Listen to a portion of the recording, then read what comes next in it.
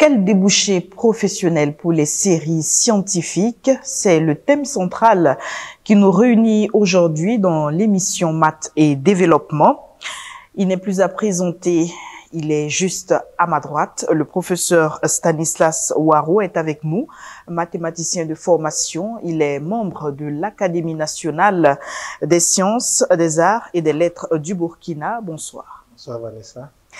Bonsoir également au professeur Marie-Françoise Ouedraogo, directrice de l'Institut de formation ouverte à distance de l'Université Joseph Kizerbo, qui, je précise, est la première femme à faire une thèse en mathématiques au Burkina Faso. Bonsoir professeur.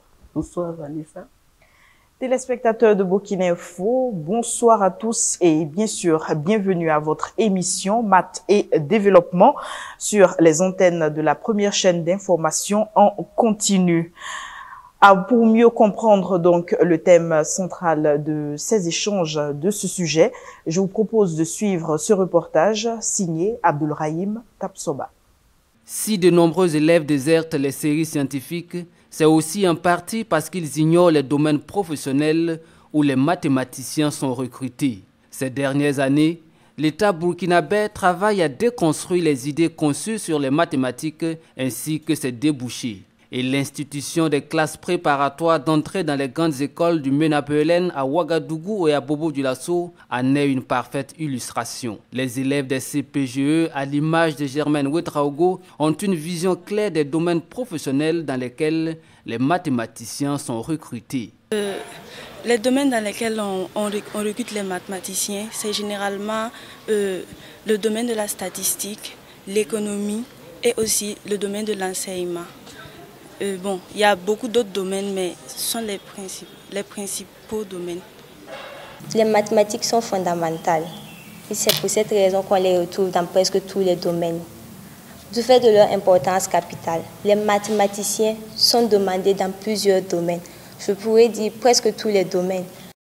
Dr Boubacar Soro est le directeur du développement des CPGE au ministère chargé de l'Éducation nationale. Pour lui, il est important de déconstruire les perceptions néfastes construites sur les mathématiques. Il laisse entendre que les mathématiques sont essentielles pour le développement car elles apparaissent pratiquement dans tous les domaines. Un point de vue largement partagé par les élèves des CPGE de Ouagadougou et de Bobo-Dioulasso. Aujourd'hui, je ne sais pas qu'est-ce qu'on peut citer sans les mathématiques. Voilà, donc les mathématiques sont d'une importance très capitale pour le développement. Les mathématiques contribuent d'une grande importance dans les différents domaines parce que c'est la base de tout en fait. Et quand on prend le domaine de l'aéronautique et le domaine de... En tout cas, dans tous les différents domaines, les mathématiques interviennent. Les élèves recrutés dans les CPGE de Ouagadougou et de Bobo-Dioulasso sont parmi les meilleurs lauréats au baccalauréat des séries C, D et E. À la fin de leur formation, ils devront passer des concours d'entrée dans les grandes écoles d'ingénieurs d'Afrique, d'Europe, d'Amérique et d'Asie. D'où l'importance des mathématiques dans les CPGE, aussi qualifiées d'antichambres de la préparation d'entrée dans les grandes écoles ou les institutions d'enseignement supérieur de référence. Les élèves sont d'autant plus rassurés que les mathématiques offrent des ouvertures sur plusieurs disciplines transversales. Les classes préparatoires, puisque notre but c'est quoi? C'est de préparer des étudiants à décrocher chacun un concours, le concours des grandes écoles. Comme je dis, ces grandes écoles dont nous parlons, vous ne pouvez avoir accès à ces écoles-là que par voie de concours.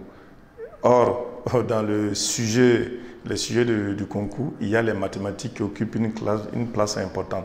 Donc, les maths dans les CPGE, c'est vraiment pour d'abord préparer les étudiants à avoir le concours. Donc, ils font beaucoup de mathématiques pour leur donner les chances de pouvoir décrocher un concours. Les mathématiques sont importantes dans les CPGE parce que qui dit CPGE dit aussi des élèves qui se préparent pour des concours d'entrée dans les grandes écoles d'ingénierie. Et dans tous les domaines de l'ingénierie, à savoir l'aéronautique, le génie civil, l'informatique, les systèmes financiers. Les mathématiques sont très importants.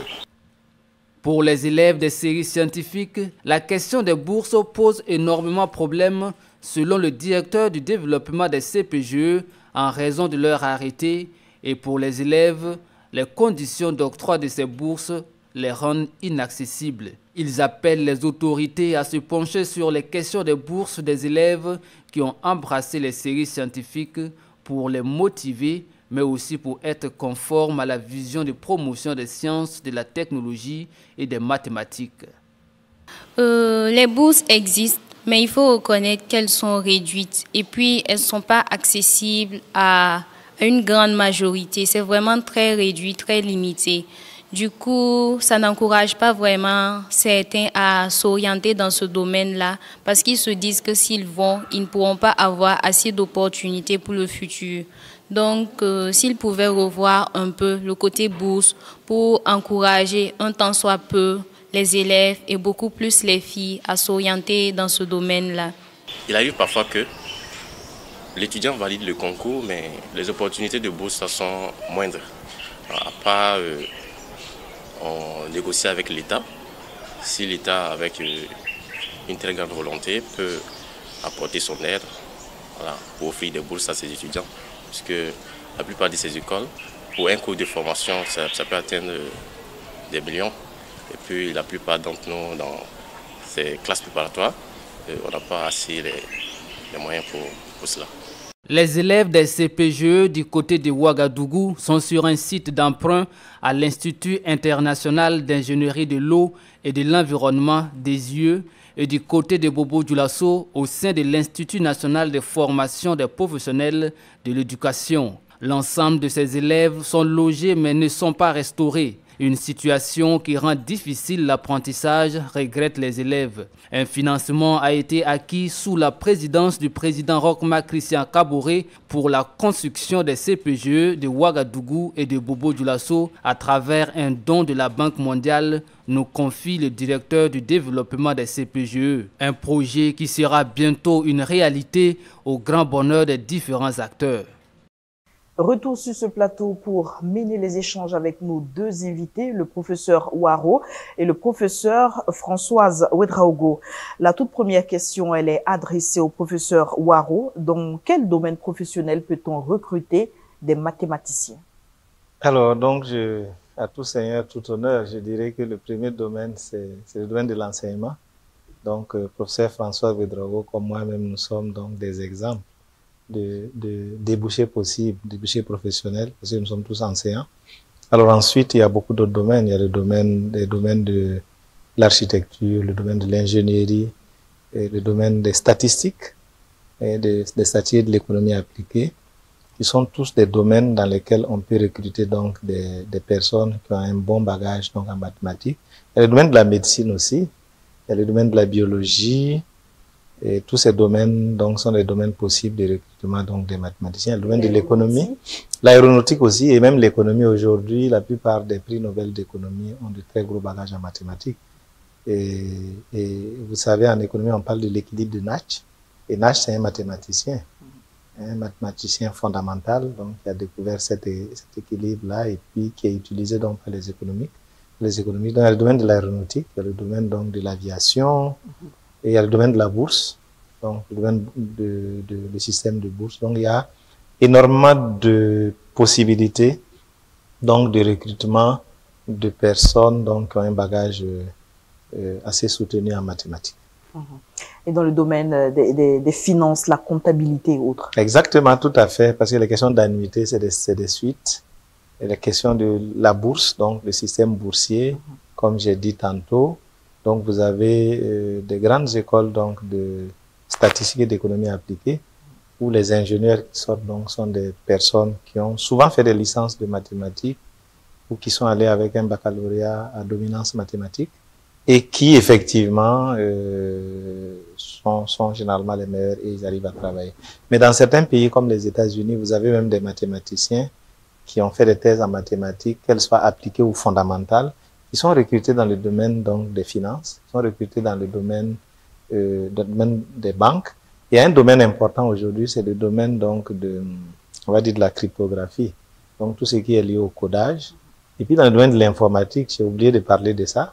Tout ce qui est système embarqué dans nos téléphones, les smartphones que nous avons, les télévisions, les téléviseurs intelligents que nous avons, et toutes ces choses-là, tout ce qui est développement informatique, et tout autour des mathématiques. D'ailleurs, même l'informatique même a été créée à partir donc de l'algèbre de Boole, 0 et 1. Et donc, effectivement, les mathématiques ouvrent une panoplie donc, de possibilités.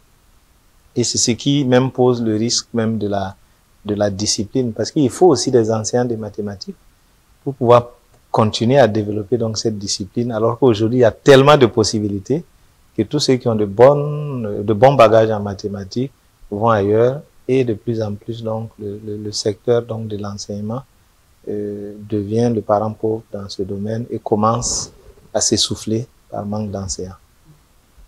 Alors, la maîtrise des mathématiques, est-ce la clé pour réussir en classe préparatoire d'examen aux grandes écoles, professeur? Oui, c'est certain que maîtriser les mathématiques, c'est une bonne base, mais c'est une des clés. Parce que les matières principales, il y a bien sûr les mathématiques, il y a la physique, la chimie, les sciences de l'ingénieur et puis l'informatique spécialement. Et quand on pense que les mathématiques, c'est comme un appui, c'est un soubassement pour les autres sciences, on retrouve les mathématiques partout. Donc, quand on est très bon en mathématiques, il est clair que ça peut beaucoup aider pour réussir dans les classes préparatoires aux grandes écoles. Alors, il y a beaucoup de filles dans les CPGE. En tant que première femme, justement, à faire une thèse en mathématiques, qu'est-ce que ça vous suscite comme sentiment lorsque vous voyez l'engouement des filles pour les mathématiques? Ça suscite chez moi de l'espoir parce que je suis quand même surprise que vous dites qu'il y a beaucoup de filles dans les classes préparatoires parce que, selon moi, il n'y en a pas assez. Proportionnellement aux garçons, par exemple, j'ai quelques statistiques ici.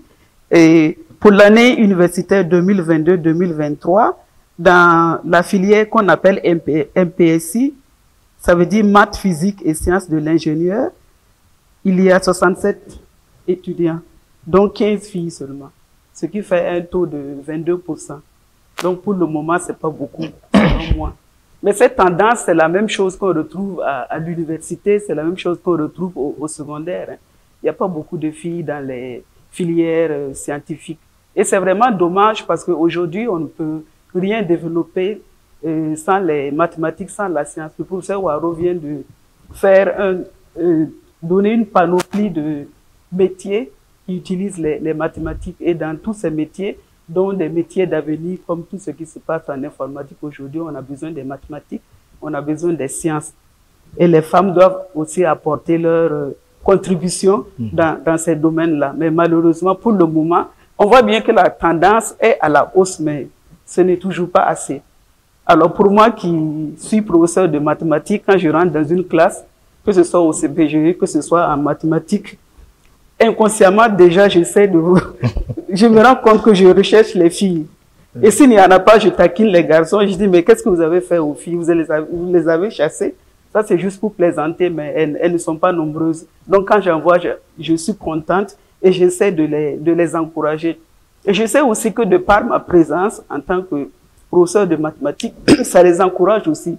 Parce que la plupart des filles qui ont fait sciences n'ont pas la chance d'avoir des femmes comme professeurs de mathématiques. C'est surtout des hommes. Donc, je pense que le fait de voir des femmes devant elles qui donnent ces cours, ça les encourage aussi et ça les suscite à aller le plus loin possible. Professeur Waro, vous êtes du même avis? Oui, tout à fait. Je suis du même avis. Et pour dire vrai, l'académie, justement, un des objectifs de l'académie, c'est d'accompagner les gouvernants, donc les autorités en place, pour promouvoir donc justement des mathématiques au sein de la gente féminine. Parce que comme ça a été dit, effectivement, il n'y en a pas beaucoup. Quand vous prenez le domaine de l'enseignement des mathématiques au niveau universitaire, bien sûr, On doit avoir, je pense, moi je dirais combien, 5. Hein. Moi je connais 5 femmes sur l'ensemble. Le professeur Françoise Ouedraogo et puis 4 autres que je connais. Et donc il n'y en a pas beaucoup. Et donc notre objectif c'est de susciter donc cet engouement et l'objet de ces émissions que nous organisons aussi c'est de le faire. Mais cela ne peut être possible que s'il y a une action à la base.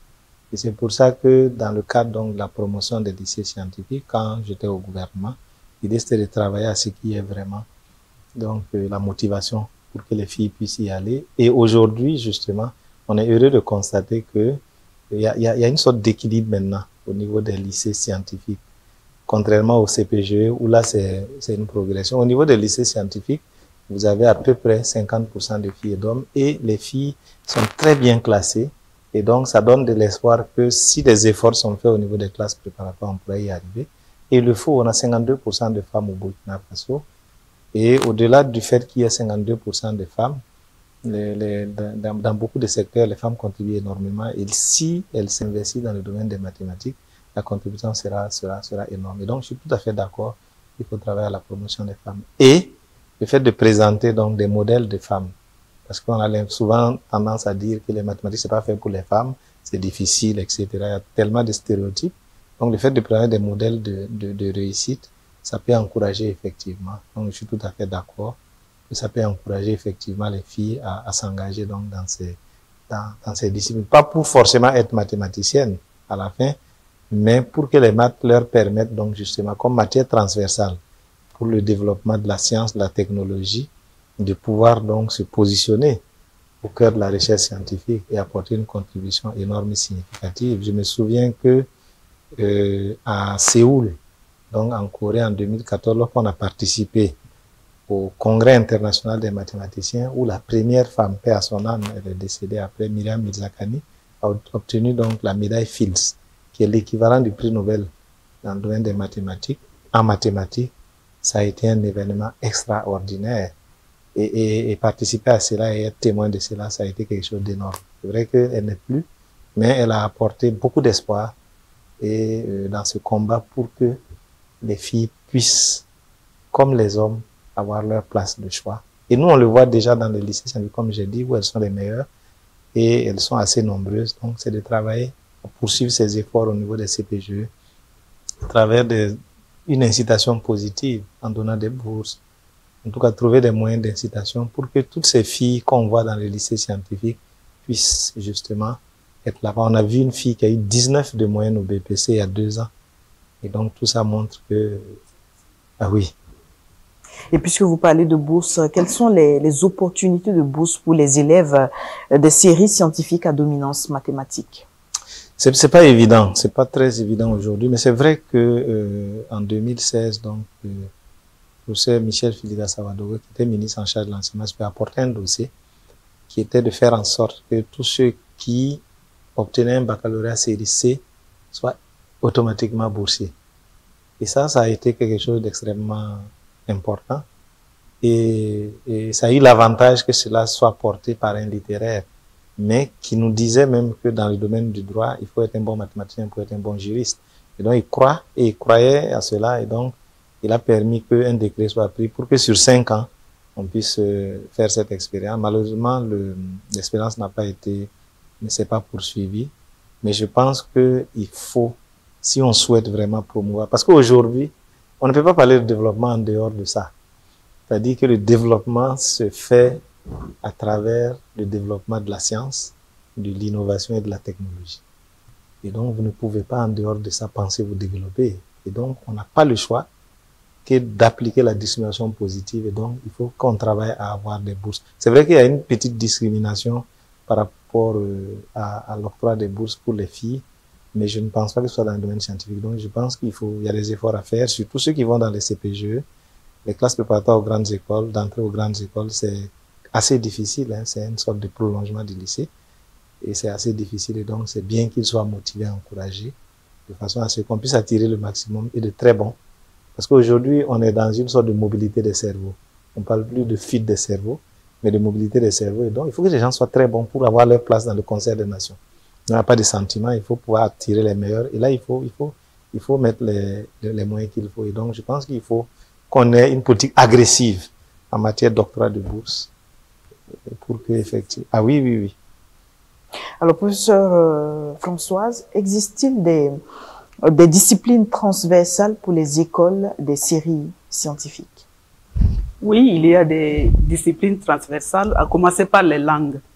Parce que pour faire des études, pour faire les sciences, il faut bien comprendre la langue. Donc, le français, l'anglais et autres langues, ce sont des disciplines transversales. Je peux parler aussi de l'informatique qu'on retrouve un peu partout. Aujourd'hui, quand on parle de développement des sciences, on utilise beaucoup l'informatique. Donc, l'informatique est aussi une discipline transversale. Et en dehors même de ceux qui font des études pour devenir des mathématiciens, donc qui font des études spécifiques en mathématiques, on peut voir aussi que les mathématiques, c'est une discipline transversale. Parce que dans toutes les sciences, on utilise les mathématiques. Comme l'a dit le professeur Waro, l'informatique a commencé avec l'algèbre du boule, les 0 et 1. Donc, on voit que les mathématiques, c'est vraiment, ça vient en appui à d'autres sciences. Donc, on peut voir ça comme une discipline transversale pour les sciences de façon générale. Et qu'est-ce qu'il faut retenir des CPGE, professeur Waro, du fonctionnement? Alors, ce qu'il faut peut-être dire, parce que très peu connaissent les CPGE, donc c'est des formations qui préparent donc les étudiants à aller dans des écoles d'ingénieurs. Et donc, c'est un peu une fabrication française, mais c'est très bien. Et en fait, ce n'est pas des formations qui sont adaptées au milieu universitaire, en réalité. Donc, en fait, pour les CPG, vous savez que chaque semaine, ils ont un devoir. Et puis, ils ont des cols. Donc, ils ont des interrogations. Et au niveau des classes préparatoires, si vous prenez par exemple la chimie, c'est le même professeur qui fait tout ce qui est chimie. À l'université, vous allez trouver des gens qui sont des chimistes organiciens, donc ils font de la chimie organique. Il y en a qui font de la chimie inorganique, il y en a qui font de la chimie minérale, la chimie des substances, etc., etc. Et chacun est dans sa discipline. Et c'est dans cette discipline-là que l'intéressé évolue et forme et enseigne. Alors que dans les classes préparatoires, le professeur de chimie va faire tout ça en même temps. Donc, c'est une sorte de prolongation du lycée. Vous prenez les mathématiques, c'est pareil. Il y a ceux qui font de l'algèbre, ceux qui font de la géométrie, il y a des probabilistes, il y a ceux qui font de l'analyse numérique, l'analyse fonctionnelle, etc. Et à l'université, effectivement, quand on se répartit les cours, chacun est dans son domaine. Quand vous voyez quelqu'un dévier un peu, c'est parce qu'il y a des besoins et on n'arrive pas à couvrir, on fait des efforts. Sinon, chacun est dans son domaine. Au niveau des classes préparatoires, l'enseignant doit faire tout ça. Et c'est pour cela que les enseignants des classes préparatoires ne doivent pas être des enseignants d'université, mais ils doivent être des professeurs agrégés de l'enseignement secondaire qui sont formés pour ça. Et c'est pour cela aussi que les classes préparatoires en général sont développées dans les lycées. Parce que c'est une sorte de lycée amélioré. Et l'université, c'est la collation des titres et diplômes. On ne donne pas de diplôme en classe préparatoire. L'université, c'est la licence, le master et le doctorat. Je donne l'exemple. Le Sénégal, justement, avec la mauvaise expérience de cette fille qui a eu le bac, on va dire C, l'équivalent du bac C dans le système français, avec une très forte moyenne, qui est allée faire des classes préparatoires en France. En temps, elle a fait une fugue, elle a disparu, on s'inquiétait, on l'a retrouvée. Et ça a poussé le Sénégal à décider de créer les classes préparatoires au Sénégal. Et quand ils l'ont créé à Diourbel dans un lycée, pas dans une université. Et donc, c'est pour cela, effectivement, que... mais en attendant, il y a un choix qui devait être fait. Quand on a commencé avec les classes préparatoires, moi, j'ai été le premier à le faire quand j'étais président de l'université Ouagadougou, qui est Thomas Sankara aujourd'hui. Il y avait un choix à faire, ou bien former d'abord les agrégés de l'enseignement secondaire avant de créer, ou le créer et puis que le train soit pris en marche lorsque ceux-là, ils allaient venir. Et donc, c'est pour cela que pour le moment, c'est pour la plupart des universitaires qui interviennent, même si c'est pas adapté. Et on a les classes, les professeurs agrégés de l'enseignement secondaire devraient donc venir. Donc, voilà un peu donc la philosophie des classes préparatoires. Et c'est une très bonne chose. Ça prépare les gens à aller dans beaucoup d'autres débouchés. Hein. Et puis, quelques-uns, 1% à 2%, peuvent ne pas vouloir devenir ingénieurs, mais souhaitent avoir une carrière universitaire. Donc, on crée des passerelles pour récupérer ces personnes-là à l'université afin qu'elles puissent poursuivre donc leur cursus. Donc, on va dire que c'est une invention française, mais c'est quelque chose de très bien et donc c'est pour ça qu'on le fait. Vous l'avez au Maroc, vous avez en Côte d'Ivoire, vous avez en Tunisie, Vous avez dans beaucoup de pays donc des classes préparatoires comme ici et comme au Sénégal, ils viennent de commencer. Et tout comme les autres lycées scientifiques, au niveau des classes préparatoires également, il y a des difficultés qui sont évoquées.